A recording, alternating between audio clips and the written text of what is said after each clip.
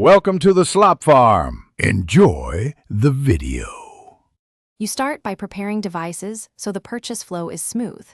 Make sure your PSN account is active on your Ps5 and that you have the PlayStation app on your iPhone. Next, confirm Apple Pay is configured with a valid card and Face ID or Touch ID enabled for quick confirmation. Once done, connect both devices to the same network or reliable cellular signal. This reduces delays when you trigger the remote purchase in the next step.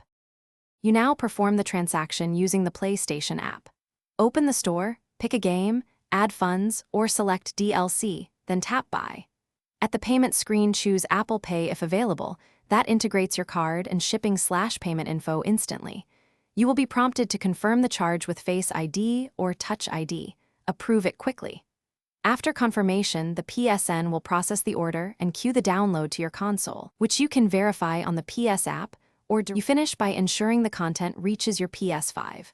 Go to Downloads on the console to start or monitor installation. If the Apple Pay option never appears, sign out and back into the PS app, or use the PlayStation Store in Safari on your iPhone and complete checkout with Apple Pay there. Make sure your Apple ID region and PSN region support Apple Pay and that your card's bank isn't blocking third-party merchant payments. Resolving those will restore the Apple Pay option.